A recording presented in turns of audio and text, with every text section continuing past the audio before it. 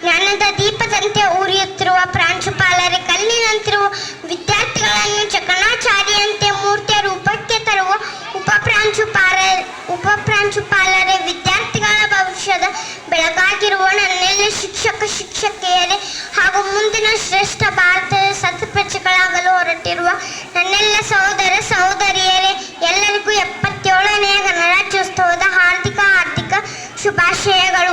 ಗೆಳೆಯರೇ, ಗಾಂಧೀಜಿ ರಾಷ್ಟ್ರಪಿತರಾದರು, ಸರ್ದಾರ್ ವಲ್ಲಭಭಾಯಿ ಪಟೇಲ್ ಉಕ್ಕಿನ ಮನುಷ್ಯರಾದರು, ಜವಾಹರ್ಲಾಲ್ ನೆಹರು ಪಂಡಿತರಾದರು, ಬಸವಣ್ಣ ವಿಶ್ವಗುರು ಆದರು, ಅಂಬೇಡ್ಕರ್ ಸಂವಿಧಾನ ಶಿಲ್ಪಿಯಾದರು. ಇವನಾರವನೆಂದೆನಿಸದರೆಯ, ಇವನಮ್ಮವನೆಂದೆನಿಸಯ್ಯ, ಕೂಡಲ ಸಂಗಮ ದೇವನೇ ಮನೆಯ ಮಗನೆಂದೆನಿಸಯ್ಯ ಎಂಬ ಬಸವಣ್ಣನವರ ಸಮಾನತೆ ಹಾಗೂ ಅಂಬೇಡ್ಕರ್ ಅವರ ವಿಚಾರಗಳ ಸಂಗಮವೇ ಸಂವಿಧಾನ. ಹಾಗಾದರೆ ಗೆಳೆಯರೇ, ಸಂವಿಧಾನ ಎಂದರೆ ಒಂದು ದೇಶ ಅನುಸರಿಸಬೇಕಾದ ಮೂಲಭೂತ ಕಾನೂನು. ಗೆಳೆಯರೇ, 1949 ನವೆಂಬರ್ 26ರಂದು ಸಂವಿಧಾನ ಅಂಗೀಕರಿಸಿ ಜನವರಿ 26, 1950ರಂದು ಜಾರಿಗೆ ತರಲಾಯಿತು. ಸಂವಿಧಾನ ಕರಡು ರಚನಾ ಸಮಿತಿಯ ಅಧ್ಯಕ್ಷರು ಡಾಕ್ಟರ್ BR ಅಂಬೇಡ್ಕರ್ ಹಾಗೂ ಸಂವಿಧಾನ ರಚನಾ ಸಮಿತಿಯ ಅಧ್ಯಕ್ಷರು ಡಾಕ್ಟರ್ ಬಾಬು ರಾಜೇಂದ್ರ ಪ್ರಸಾದ್ ಆಗಿದ್ದರು. ಜೊತೆಗೆ BN ರಾವ್, ಅಲ್ಲಾಡಿ ಕೃಷ್ಣಸ್ವಾಮಿ, KM ಮುನ್ಷಿ ಹೀಗೆ ಹಲವಾರು ಜನರು ಸಂವಿಧಾನ ರಚನೆಗೆ ತಮ್ಮ ಕಾಣಿಕೆ ನೀಡಿದ್ದಾರೆ. ಆದರೆ ಗೆಳೆಯರೇ, 2 ವರ್ಷ 11 ತಿಂಗಳು 18 ದಿನಗಳ ಕಾಲ ಹಗಲಿರುಳು ಎನ್ನದೆ ಸಂವಿಧಾನವನ್ನು ಬರೆದ ಭಾರತ ರತ್ನ, ಸಂವಿಧಾನ ಶಿಲ್ಪಿ, ನಾಯಕರ ನಾಯಕ, ವಿಶ್ವದ ಪ್ರಚಂಡ ವಿದ್ಯಾವಂತ, one and only doctor BR Ambedkar.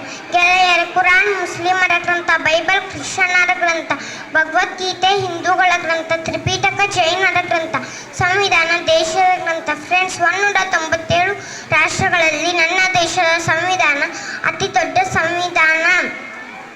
25 ಭಾಗಗಳು, 12 ಅನುಸೂಚಿಗಳು ಮತ್ತು 448ಕ್ಕಿಂತ ಹೆಚ್ಚು ವಿಧಿಗಳು ಒಳಗೊಂಡಿರುವ ಬೃಹತ್ ಮತ್ತು ಲಿಖಿತ ಸಂವಿಧಾನ.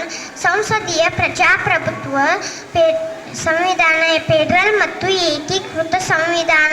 ಮೂಲಭೂತ ಹಕ್ಕು ಮತ್ತು ಕರ್ತವ್ಯಗಳ ರಾಜನೀತಿ ನಿರ್ದೇಶಕ ತತ್ವಗಳು, ಸ್ವತಂತ್ರ ನ್ಯಾಯಾಂಗ ವ್ಯವಸ್ಥೆ, ವಯಸ್ಕ ಮತದಾನ ಪದ್ಧತಿ, ಜಾತ್ಯತೀತತೆ, ದ್ವಿಸದನ ಪದ್ಧತಿ, ಭಾಗಶಃ ನಮ್ಯ ಮತ್ತು ಭಾಗಶಃ ಅನಮ್ಯ ಹೀಗೆ 10 ಹಲವಾರು ವಿಷಯಗಳನ್ನು ಒಳಗೊಂಡ ನಮ್ಮ ಸಂವಿಧಾನ ನಮ್ಮ ಹೆಮ್ಮೆ. ಈ ಸಂವಿಧಾನಕ್ಕೆ ಗೌರವ ಕೊಡುವುದೆಂದರೆ ನಮ್ಮ ತಂದೆ ತಾಯಿಗೆ ಗೌರವ ಕೊಟ್ಟಂತೆ. ಗೆಳೆಯರೇ, ಅಂಬೇಡ್ಕರ್ ಕೇವಲ ಒಬ್ಬ ವ್ಯಕ್ತಿ ಹಾಗೂ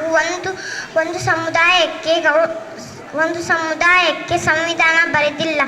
ಎಲ್ಲ ಸಮುದಾಯ, ಜಾತಿ, ಧರ್ಮ, ಲಿಂಗ ಎಂಬ ಭೇದ ಭಾವವಿಲ್ಲದೆ ಪ್ರತಿಯೊಬ್ಬ ಭಾರತೀಯ ಪ್ರಜೆಗಾಗಿ ಸಂವಿಧಾನ ಬರೆದಿದ್ದಾರೆ. ಸಂಶಯವಿದ್ದರೆ ಒಮ್ಮೆ ಸಂವಿಧಾನವನ್ನು ಓದಿ ಅರ್ಥವಾಗುತ್ತೆ. ಕೊನೆಯದಾಗಿ ಒಂದೇ ಒಂದು ಮಾತು, ಭಾರತದ ಸಂವಿಧಾನವನ್ನು ವಿರೋಧಿಸುವವನು ಭಾರತೀಯನಲ್ಲ. ಭಾರತೀಯನಾಗಿಯೂ ಸಂವಿಧಾನವನ್ನು ವಿರೋಧಿಸಿದರೆ ಅವನೊಬ್ಬ ದೇಶದ್ರೋಹಿ. ರಾಮ ಬಿಟ್ಟ ಬಾಣ ರಾವಣನ ತಲೆ ತೆಗೆಯಿತು, ಅರ್ಜುನ ಬಿಟ್ಟ ಬಾಣ ಕರ್ಣನ ಎದೆ ಸೀಳಿತು.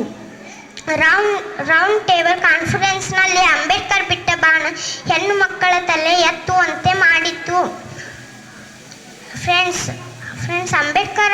ಅಂಬೇಡ್ಕರ್ ಅವರನ್ನು ಮನೆಯಲ್ಲಿ ಅಷ್ಟೇ ಅಲ್ಲದೆ ನಮ್ಮೆಲ್ಲರ ಹೃದಯದಲ್ಲಿಟ್ಟುಕೊಳ್ಳೋಣ ಎಂದು ಹೇಳುತ್ತಾ ನನ್ನ ಚಿಕ್ಕ ಭಾಷಣಕ್ಕೆ ಅಲ್ಪ ವಿರಾಮ ನೀಡುತ್ತೇನೆ. ಜೈ ಹಿಂದ್, ಜೈ ಭಾರತ್. ಧನ್ಯವಾದಗಳು.